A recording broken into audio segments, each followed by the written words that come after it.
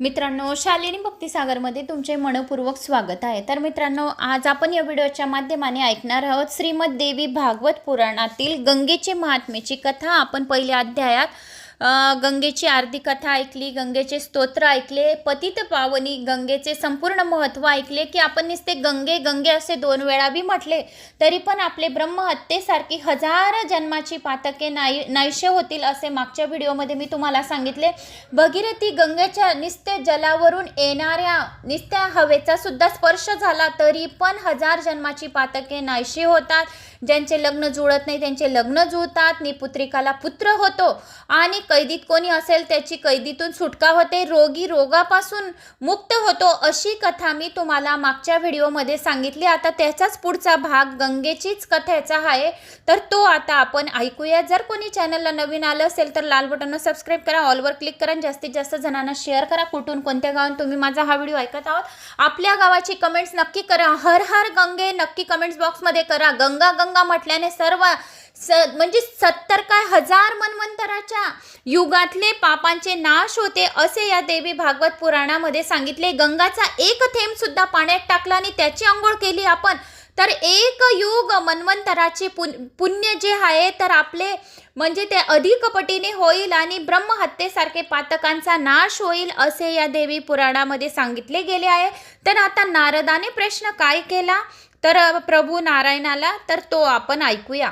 श्री गणेशाय नमो नमः। वक्रतुंड महाकाय सूर्यकोटी समप्रभ निर्विघ्नं कुरु मे देव सर्व कार्येषु सर्वदा। आता नारदाने प्रश्न केला, हे प्रभू ती भुवन पाविनी गंगा कोणत्या कारणामुळे त्रिपतागा झाली, म्हणजे 3 याच्यामध्ये त्रिपतगा झाली, म्हणजे 3 तिचे हिस्से का झाले असे कोणी प्रश्न केला नारदाने नारायणाला की हे प्रभू ती भुवन पावनी गंगा कोणत्या कारणामुळे त्रिपतगा झाली तो वृत्तांत मला सांगा, त्याचप्रमाणे तेथले रहवासी कसे वागले ते मला सविस्तर सांगा। तेव्हा नारायण सांगू लागले नारदाला, वत्स ऐक, एकदा कार्तिक पौर्णिमा होती, तो राधेच्या उत्सवाचा दिवस असल्यामुळे ती कृष्णाने तिची पूजा केली आणि मग तो रास मंडळात राहिला। मग ब्रह्मा आदी करून देवांनी, शौनिक वगैरे ऋषींनी तिची पूजा केली, गंगेची पूजा केली व तेथेच राहिले। त्याच समयी संगीत विद्येची देवी सरस्वती देवी हिने वीणेच्या साथीने नाद मधुर अशा गायनास आरंभ केला। त्यामुळे आनंदित होऊन ब्रह्मदेवाने तिला एक अमूल्य असा रत्नहार दिला। महादेवाने एक दुर्लभ मणी सरस्वतीला दिला, ब्रह्मदेवाने हार दिला, महादेवाने दुर्लभ मणी दिला, कृष्णाने कौस्तुभ मणी दिला, राधेने सुंदरसा एक रत्नाचा हार दिला, तर नारायणाने उत्कृष्ट अशी रत्नमाला भेट म्हणून सरस्वतीला दिली। लक्ष्मीने सोन्याचे कर्णभूषणे सरस्वतीला दिली। दुर्गा, नारायणी, ईशानी, ईश्वरी, मूळ प्रकृती यांनी दुर्लभ अशी ब्रह्मभक्ती, धर्मबुद्धी, सुयश या देणग्या दिल्या। अग्नीने निर्मल वस्त्र, वायूने मणी जडवलेले असे पैंजन तिला दिले। नंतर ब्रह्मा व शिव यांच्या आग्रहावरून स्वतः श्रीकृष्णाने रासक्रीडेचे संगीत आरंभले व दिव्य संगीत कानी पडता सर्वजण देहीमान विसरले व तटस्थ झाले। नंतर जेव्हा मोठ्या कष्टाने त्यांना भान प्राप्त झाले तेव्हा पाहतात तर काय, त्या ठिकाणी राधा नव्हती, श्रीकृष्णही नव्हता, चौफेर अथांग असे पाणीच होते पसरलेले, सर्वांना रडू कोसरले। तेव्हा ब्रह्मदेवाने ध्यानात शोध घेतला, ध्यान केले आणि शोध केला, त्यांना उमजले की राधा व कृष्ण दोघंही तीर्थरूप अर्थात जलमय झालेले आहेत। मग सर्वांनी मिळून परमात्म्याची आळवणी केली की देवा आम्हाला तुझी मूर्ती दाखव, हाच वर दे। तेव्हा अमृत मधुर असे शब्द सर्वांच्या कानी पडले, मी सर्वात्मा आहे, मी सर्वव्यापी आहे, राधा ही माझी शक्ती आहे, अर्थात ती सुद्धा तशीच आहे।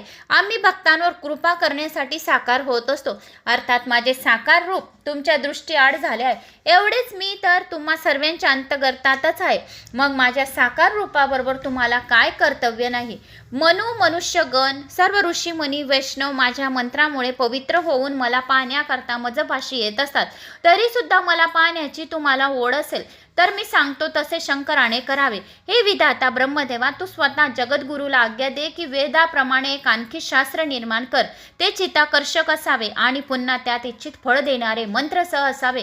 त्याचप्रमाणे त्यात माझे मंत्र, ध्यान पद्धती, स्तोत्रे आणि पूजेची विधी असावी, माझे कवच मंत्र असावे। हे शास्त्र मोठ्या प्रयत्नाने गुप्त ठेवावे, नाहीतर असे होईल की उठ सूट प्रत्येकजण माझ्यापर्यंत पोहोचेल। तेव्हा तंत्रविद्येचे प्रयत्नाने काही गोष्टी गुप्त ठेवाव्या, नाही तर उठसूट प्रत्येकजण माझ्यापर्यंत येईल, भलत्याच हाती पडायला नको अशी काही खबरदारी घे. लक्षावधी लोकात एकदाच माझ्या मंत्रांची साधना करून मजपर्यंत यावा, कारण जर सर्वच मुक्त झाले तर ब्रह्मांडाचे अस्तित्व उरणार नाही. तेव्हा आता ब्रह्मदेवा तू असे कर की 5 प्रकारची प्रजा उत्पन्न कर. त्यातील कोणी भूलोकामध्ये वास करेल, कोणी स्वर्गलोकामध्ये वास करेल, कोणी अन्य लोकामध्ये वास करेल. आता जर का शंकर तुम्हा सर्वांसमोर असेल तर शास्त्र निर्मिती करण्याचे वचन देणार असेल तर मी पुन्हा साकार रूपाने त्वरित दर्शन देईल. असे सांगून कृष्ण थांबला आणि आकाशवाणी ऐकून आनंदित झालेल्या ब्रह्मदेवाने शंकराला तशी सूचना केली. तेव्हा त्या ज्ञानानुसार शिवाने गंगाजल हातात घेऊन प्रतिज्ञा केली की मी राधा मंत्रांनी परिपूर्ण अशा वेदसंमत तंत्र व मंत्रशास्त्राची निर्मिती करेन. जर तसे मी न केले तर ब्रह्मकल्पापर्यंत मला कालसूत्र नरकवास प्राप्त होईल. एवढे बोलून शंकर थांबतो न थांबतो तोच पुन्हा राधेसहित श्रीकृष्ण तेथे प्रकटला आणि सर्वांनी अपरिमित आनंद झाला. सर्वजण कृष्णाची स्तुती करू लागले. पुनरश्य राज महोत्सव आरंभ झाला. नंतर बराच काळ गेल्यानंतर शंकराने वचन दिल्याप्रमाणे तंत्रशास्त्राची रचना केली, अर्थात मुक्तिमार्ग प्रकाशित केला. वत्सा नारदा, हे फार मोठे रहस्य मी आज तुझ्या समोर उघड केले आहे. श्रीकृष्ण हा द्रवरूपी गंगा आहे, त्याच अभिन्न शक्ती राधा व देहापासून निघालेली गंगा, अभिन्न शक्ती राधा व देहापासून निघालेली गंगा या दोघी मुक्ती देणाऱ्या आहेत. श्रीकृष्णाने जागोजागी गंगेची स्थापना केली आहे, तेव्हा गंगा ही कृष्ण स्वरूप सर्वांसाठी पूजनीय आहे. नारायणाने परत नारदांना प्रश्न केला, हे महात्मन, देवादिदेव, कलीची 5000 वर्ष झाल्यावर शापमुक्त झालेले गंगेने पुढे काय केले ते मला सांगावे. नारायण सांगू लागले, नारदा, शापाची मुदत संपली तेव्हा परत वैकुंठात गेली गंगा.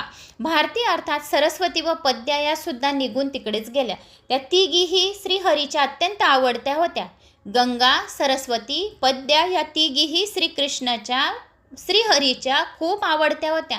अशा प्रकारे मी तुला तुलसी व इतर 3 देव्या सांगितल्या आहेत. नारदाने विचारले, हे नारायणा, ती गंगा विष्णूच्या चरणापासून उत्पन्न झाली आहे असे म्हणतात. नारदाने प्रश्न केला नारायणाला की गंगा ही विष्णूच्या चरणापासून उत्पन्न झाली आहे तर घडवायला कारण तरी काय झाले? शिवाय ब्रह्मदेवाच्या कमंडलूत ती कशी मावली? ती गंगा नंतर शिवाची पत्नी झाल्याचेही मी ऐकले आहे. असे का घडले? तरीही पुन्हा ती नारायणाला प्रिय का झालेली आहे?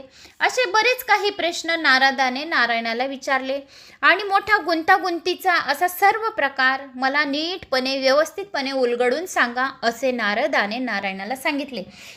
मग श्री नारायण देवाने बोलण्यास आरंभ केला.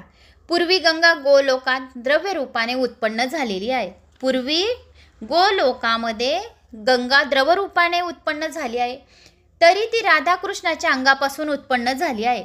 गंगा नदी ही राधाकृष्णाच्या अंगापासून उत्पन्न झाली आहे. उत्पन्न झाल्या असल्या कारणाने तिचे रूप सुद्धा तसेच होते. तिच्या ठिकाणी दोघांचेही गुण एकवटलेले आहेत. राधा आणि श्रीकृष्णाचे गुण एकवटले आहेत. ती आप अर्थात जलतत्वाची अधिष्ठात्रीची देवी असून सर्व भूमंडलावर तिच्या एवढी देखणी कुणीच नाही. ती सदैव तारुण्याने मुसमुसलेली, सर्व तऱ्हेच्या अलंकारांनी नटून थटून असते. शरद ऋतूमधल्या उमलेल्या कमळासारखे ती हसमुख असते. तिचा अद्वितीय असा शुद्ध सोन्यासारखे वर्ण आहे आणि शारदीय चंद्रासारखे तिचे तेज आहे. ते तेज अत्यंत सुखदायक असून ती शुद्ध सत्वरूपिणी आहे. तिचे नितिंब सुडल गोलाकार व मोठमोठे असून घट्ट आहेत व त्यावरून तिने चापून चोपून रेशमाचे वस्त्र नेसलेले आहेत. तिचे दोन्ही स्तन चांगले गोल गरगरीत टणक असून थोडे उंचावलेले आहेत. डोळे फार आकर्षित असून ती सदा तिरपा कटाक्ष टाकून पाहते. कुरळा सांगर लहरीप्रमाणे तिचा केश संभार आहे. त्यावर मालतीच्या फुलांचे गजरे ती माळते. भाळावर चंदनाचा टिळा असून त्यांच्यावर शेंदूर लावते. कपाळावर कस्तुरीचा लेप आहे. बंदूक फुलासारखे लाल चुटूक तिचे होठ आहेत. डाळिंबाच्या दाण्यासारखे दात असून अंगावर वस्त्र रेशमी भरदरी अंगडीप्रमाणे तेजस्वी आहे. तर अशी ती रूप गर्विता गंगा कामातूर झाल्यामुळे पण स्त्री सुलभ संकोचाने दातामध्ये वस्त्राचा पदर धरून श्रीकृष्णाला खेटून उभी राहिली आणि त्याच्या मुखाकडे एकटक पाहू लागली. भावी संभोगाच्या कल्पनेने तिच्या मुखावर आनंद मावेनासा झाला. तिच्या अंगावर काटा उभा राहिला व ती भान हरपून बसली. नेमकी त्या क्षणी तेथे राधा येऊन पोचली. तिच्याबरोबर 30 कोटी गोपिका होत्या. तिचे लावण्य असे रूप होते, कोट्यवधी सूर्य एकाच वेळी उगवले आहेत असे वाटत होते, असा भास झाला. गंगेला श्रीकृष्णाला खेटून बसलेली पाहताच ती रागाने लाल झाली. तिचे डोळे तर जणू आग ओकू लागले. ती सोन चाप्यासारखी वर्णाची गजकामिनी अलंकाराने नटलेली होती. अतिशय अमूल्य असे 2 रत्नजडित पितांबर तिच्या अंगावर होते. कृष्णाने अर्पण केलेल्या अर्घ्याने तिचे दोन्ही चरण आर्द्र होते. जेव्हा जेव्हा उत्तम विमानात बसून बाहेर जाई तेव्हा ऋषी तिच्यावर चौरी ढाळत असे. कपाळावर भूमध्यभाशी शेंदुराचा टिळा दिव्याच्या ज्योतीप्रमाणे असे. त्याच्याजवळ कस्तुरी व चंदन यांचे 2 टिपके लावलेले असे. ती आपल्या आल्या सर्व देखावा पाहून रागाने थरथर कापू लागली, ओठ स्फुरण पाहू लागली. तसेच ताडातड पाय आपटीत ती सिंहासनावर कृष्णाशेजारी जाऊन बसली. तिच्याबरोबर आलेले असलेल्या गोपी यथांग स्थान बसल्या. श्रीकृष्ण मात्र एकदम गडबडून गेला व घाईघाईने उठून बसत हसत तिच्याशी बोलू लागला. गोपीची मात्र मोठी पंचायत झाली, पण त्या सर्वजणी बिचाऱ्या खाली माना करून बसून राहिल्या. गंगाही उठून उभी राहिली व मनातून घाबरतच राधेची विचारपूस करू लागली. आता काय होते या भीतीने तिचा घसा, ओठ, टाळू अन्ना कोरड पडली. मग ती कृष्णाच्या पायाजवळ खाली बसली. कृष्णाने तिला उठवून धीर दिला तेव्हा कुठे तिच्या जीवात जीव आला. गंगेने श्रीकृष्णाजवळ बसलेल्या राधेला पाहिले तेव्हा ती बहुतेजोयुक्त अशी दिसली व ती अनादि व असंख्य ब्रह्मांडाची जन्मदात्री सनातनी अशी दिसत होती की जणू एखादी नवयौवन संपन्ना अशी 12 वर्षाची किशोरीच ती आता शांता, कांता, अनंता आदी अंतरहित सती असून तिचे रूप व गुण यांना विश्वात कोणीही उपमास नाही. कल्याणकारिणी, सुभद्रा, सुभगा, पती सौभाग्यशालिनी अशी ती राधा सर्वश्रेष्ठ सौंदर्यशालिनी होती.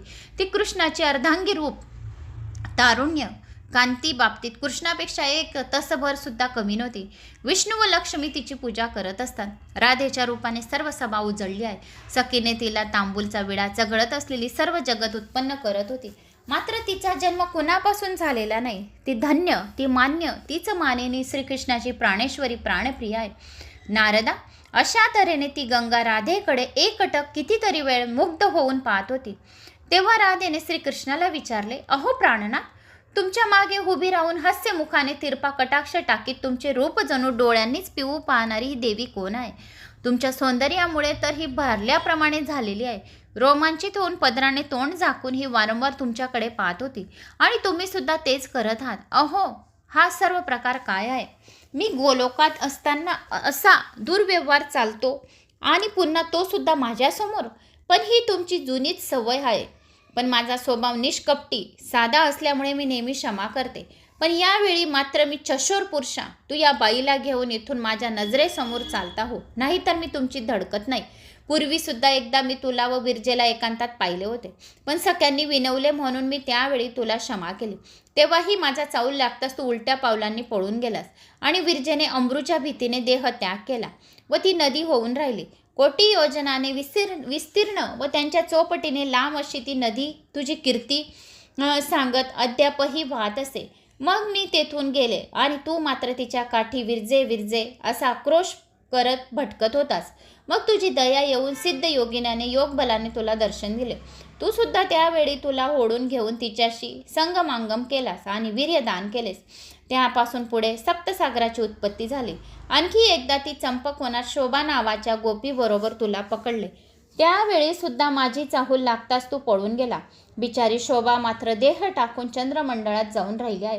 नंतर दुःखी होऊन तू तिचे तेज, रत्ने, सोने, मणी, स्त्रियांचे चेहरे, राजपुरुष, कमळाचे देठ, फुले, पक्वे, फळे, धान्य, राजे, देव मंदिरे रवून पालवी व दूध यात विभागून टाकलेस. 3ऱ्या वेळी मी तुला प्रभा नावाच्या गोपीसोबत पकडला. त्यावेळी नेहमीप्रमाणे तू पळून गेलास. मात्र दुष्कीर्तीच्या भीतीने प्रभा देह टाकून सूर्यमंडलात गेली. त्याचे दाहक तेज बनले. तेव्हा तिच्या विरहाने रडत रडत तेच तेज विभोगलेस. त्यातील काही भाग नेत्र, हुताशन, यक्ष, देवता, नाग, काही कीर्तिमंत, सौभाग्यवती स्त्रियांच्या वाटेला आला. मग तू तिच्या विरहाने रडत बसला. 4थ्या वेळी शांतिनी नावाच्या एका गोपीसहित रासमंडळात प्रेमचेष्टा करताना मी तुला पाहिले. तेव्हा वसंत ऋतूचा आरंभ झाला होता. आणखी 5व्यांदा पुन्हा तसेच घडले, तेही आठवण कर. मग क्षमा नावाच्या गोपीसोबत चंदन लावून फुलांच्या माळा घालून भुसणे लेवून तुम्ही दोघंही संगमांगम करून थकल्या कारणाने एकमेकांना घट्ट मिठीत घेऊन झोपले होते. मी तुम्हाला येऊन उठवले व तुझा पितांबर, मुरली, वैजंतीमाळ, कौस्तुभमणी आणि अलंकार काढून घेतले होते. नंतर मैत्रिणीच्या आग्रहावरून तुला परत दिले. पापभयाने लाजेमुळे तुझा रंग मात्र काळा झाला तो झालाच. मग मी ती क्षमा देह टाकून पृथ्वीमध्ये विलीन झाली. नंतर तिच्या विरहाने व्याकुळ होऊन तिचा देह विभागून विष्णू, वैष्णव, धार्मिक, दीन दुबळे, तपस्वी, देह पंडित यांची ठाई स्थापना केली. आणि मग मी जे गुण प्रत्यक्ष पाहिले ते सर्व सांगितले. आणखी बरेच गुण तुझ्या ठिकाणी आहेत, पण ते सर्वांचे मला माहिती नाही. आता आणखी काय ऐकण्याची इच्छा आहे? मग ती संतापलेली राधा लाजलेल्या व मान खाली घालून बसलेल्या गंगेच्या अतोददा बोलत तिची निंदा करू लागले. तेव्हा ती सिद्ध योगिनी गंगा सर्व लोक पाहत असताना क्षणार्धात गुप्त होऊन जलरूप होऊन राहिली. सिद्ध योगिनी राधा सुद्धा काही कमी नव्हती.